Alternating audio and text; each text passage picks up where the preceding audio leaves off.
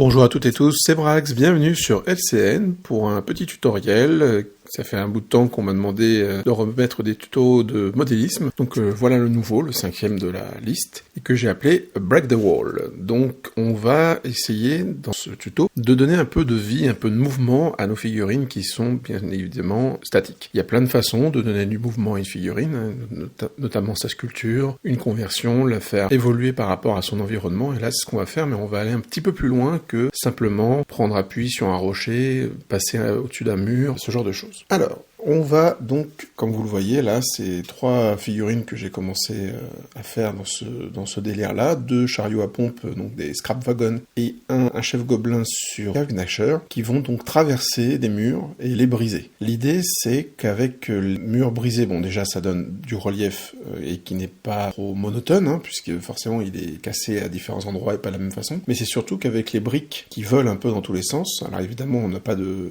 briques en lévitation, il va falloir tricher un petit peu, ça donne l'idée du mouvement. On est à un instant T où la figurine va défoncer le mur avec les briques qui sont en train de voler autour d'elle. Certaines sont déjà arrivées au sol, le mur est déjà brisé en fait. Donc on est parti, on va prendre, là je vais prendre un socle en MDF de 75 par 50 puisque je vais faire un géant. On va avoir besoin d'un couteau de modélisme, vous verrez pourquoi après, de la colle, moi je prends de la superglue, ça c'est pour mettre la superglue dedans, et les petites briques. Donc les petites briques je les ai achetées sur Green Stuff World, vous pouvez en trouver différents types un peu partout, je pense, dans les différents magasins de modélisme. Donc vous voyez, c'est assez petit.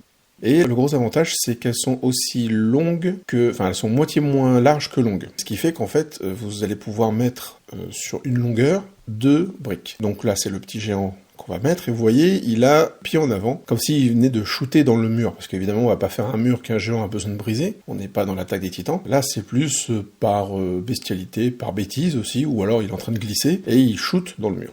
Donc voilà, donc on est parti, donc ça c'est simple, moi je prends de la colle, je fais tout à la superglue. Par certains trucs, je le fais à la PVA, j'utilise jamais la colle plastique, mais je pense que ça fonctionne également. Et donc on va avoir donc les petites briques qu'on va venir en coller, donc vous pouvez même mettre la colle directement sur le socle.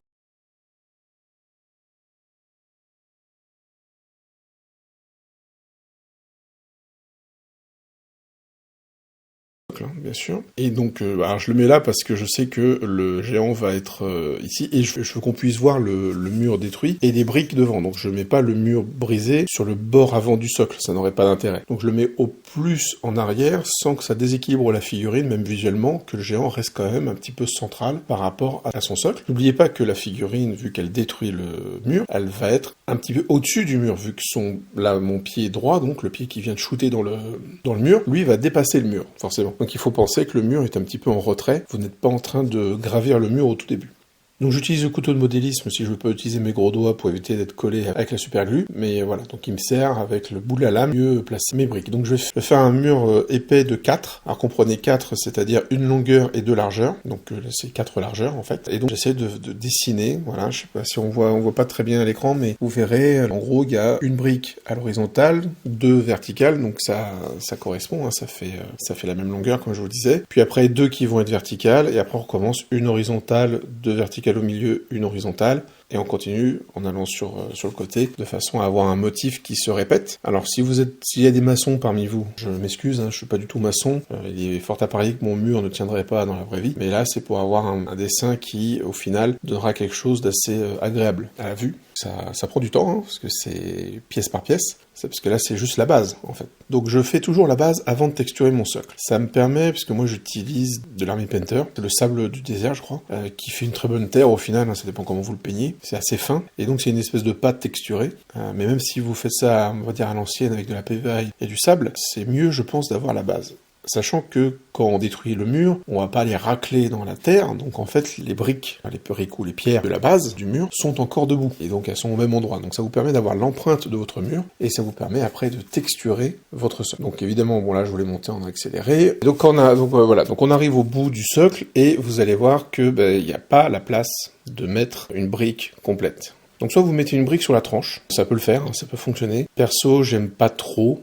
Je le fais de temps en temps, mais je préfère en fait mettre des briques qui vont dépasser, vous les collez, et après les briques qui dépassent, vous les cassez, et avec le couteau de modélisme, vous rabotez. Alors en plus c'est très bien là, parce que j'ai des socles à bord droit, hein. J'ai pas des bords biseautés comme les socles de Games Workshop. Il suffit de mettre la lame sur le biseau et de couper. Donc là je suis allé un peu vite, c'est pour ça que c'est pas très bien fait, c'est un peu cassé, mais c'est pas grave, hein, parce que les murs peuvent être abîmés dans la nature, c'est pas un mur qui vient d'être monté, donc il peut être cassé, il y a déjà des interstices un peu partout, donc c'est pas très grave. Et du coup, les briques, donc vous attendez que ça sèche bien, vous les tenez avec votre pouce, et vous coupez les briques, tout simplement, vous les coupez ou vous les cassez. Vous les cassez aussi à la pince, hein. Le couteau de modélisme c'est un peu mieux je pense. Vous gardez les petits morceaux, parce qu'ils vous serviront plus tard.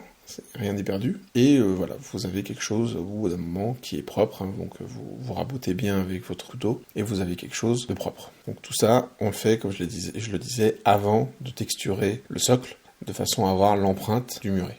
Voilà, vous voyez, le géant va être là, et donc son pied va arriver, il va faire ce geste-là, du coup, donc il va faire un arc, comme s'il donnait vraiment un shoot dans un ballon, sauf que là c'est dans le muret. Donc en fait, on va avoir un côté du muret qui sera pété, et l'autre un peu moins. Un peu magie, hop, voilà, c'est texturé. Du coup, donc j'ai mis des ardoises dans la texture dont je vous parlais, qui me permettent en plus d'avoir mon géant qui est un peu sur le côté, donc on a le pied qui shoot, qui est droit. Donc ça va me permettre, qui est un petit peu plus haut du coup, qui va me permettre de faire un peu mieux le travail. Donc après, c'est très simple, on va monter le mur en répétant le motif qu'on a utilisé avant, mais en décalant d'un cran. Décaler d'un cran, ça veut dire quoi? Ça veut dire que si vous avez deux briques qui sont l'une contre l'autre, celle d'au-dessus, le centre de celle d'au-dessus va se trouver au niveau de l'interstice qui est entre les deux premières briques, de façon à faire quelque chose en quinconce, et qui va permettre donc d'avoir un muret qui paraît un petit peu réaliste, et qui n'est pas un empilement de briques les unes sur les autres dans la même continuité, ce qui n'aurait aucun sens. Et donc à chaque fois, il faudra vérifier, régulièrement, vérifier que le placement de votre figurine correspond. Qui traverse le mur ne doit pas être gêné, forcément, et il ne faut pas non plus qu'il y ait des trucs de détruits, alors qu'a priori, le coup ne les aurait pas détruits. Donc là, dans l'autre, vous voyez à l'envers évidemment, mais quand on a le muret vers le haut, c'est le côté gauche, donc puisqu'il shoot avec le pied droit, c'est le côté gauche qui va être le plus haut et le moins abîmé. Donc là, il faut décider de la hauteur de votre mur.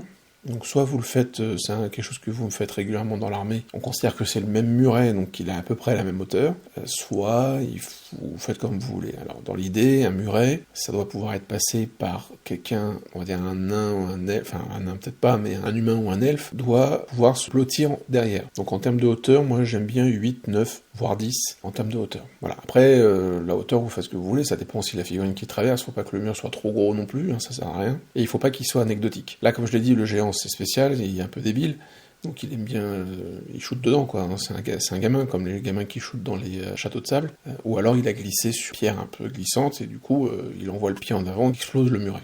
Donc vous voyez que c'est long, donc on va accélérer un petit peu. Donc j'ai eu un petit problème au niveau de la vidéo, donc vous verrez pas tout, et on va faire encore un petit peu de magie, donc vous voyez ça commence à monter. À chaque fois on vérifie que la figurine se place bien, et hop, magie.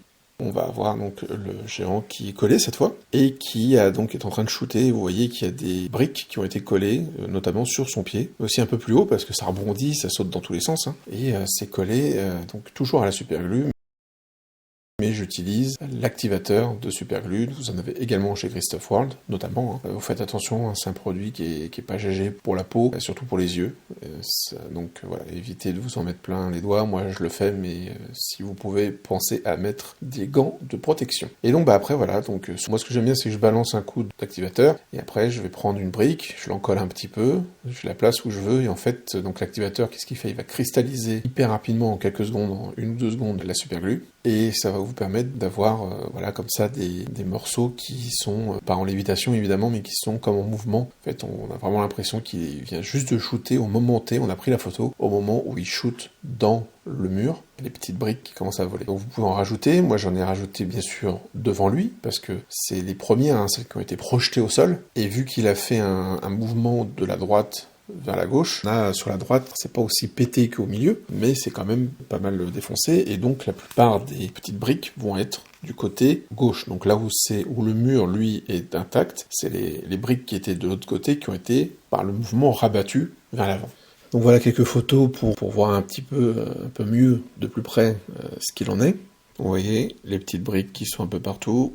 Alors, Ça tient, c'est costaud. Hein. T'es pas, en fait, même si c'est sur un tout petit morceau, à les faire correspondre les briques pour qu'elles puissent se solidifier les unes les autres et se maintenir. Ça augmentera la solidité de la figurine. Et puis il y en a certaines, bon bah voilà, on sait que si vous faites tomber la figurine, tout ça explose. Mais ça se répare et puis normalement vous n'allez pas passer 1000 ans à peindre vos briques. Donc si jamais vous devez en refaire dessus, les repeindre, ça devrait pas être trop compliqué. Donc voilà, bien évidemment le géant lui n'est pas fini, hein, mais vous voyez que j'avais juste besoin de ses pieds et de son corps. Même ses pieds tout court suffit, mais bon, le kit du géant fait qu'il vaut mieux avoir le corps de fait. Ça ne m'empêchera pas de travailler dessus. Lui, il est très grand, donc il n'y aura pas de briques qui vont arriver jusqu'à son ventre, ni à ses bras, ni aux armes et compagnie. Dans d'autres types de figurines, mettons un cavalier, il vaut mieux avoir la figurine de terminer, alors terminer d'être montée, pas peinte, hein, bien sûr, pour faire ça. Donc ça donne un petit peu plus de mouvement à notre bon gros géant, là, qui donc shoot dans le muret, qui résiste pas, donc sa force prodigieuse. Évidemment, là, c'était un muret en briques, mais rien ne vous empêche de mettre autre chose. Muret, donc ça peut être des pierres, ça peut être une palissade en bois avec des planches qui vont sauter, ça peut être plein de choses, ça peut défoncer à peu près n'importe quoi. Mais là, l'idée, c'est que les briques, en plus, ça coûte pas très cher, vous en avez plein, ça peut donner un thème à votre armée assez intéressant, assez sympathique. Hein. Vous pouvez mettre des petits murets, même dans les unit fillers, ou même sur les socles, hein, vos cavaliers peuvent sauter par-dessus, par exemple. Donc ça peut être assez sympa. Et donc là, ça donne un petit peu plus de mouvement, de vie, en fait, avec votre figurine. Donc c'était un petit tuto sans prétention, hein, très simple de réalisation. Si vous n'avez pas d'activateur, c'est pas grave, il faudra juste être patient le temps de coller la figurine. J'espère que ça vous a plu, merci de m'avoir suivi sur LCN, je vous dis à très bientôt pour une nouvelle vidéo, que le hobby soit avec vous.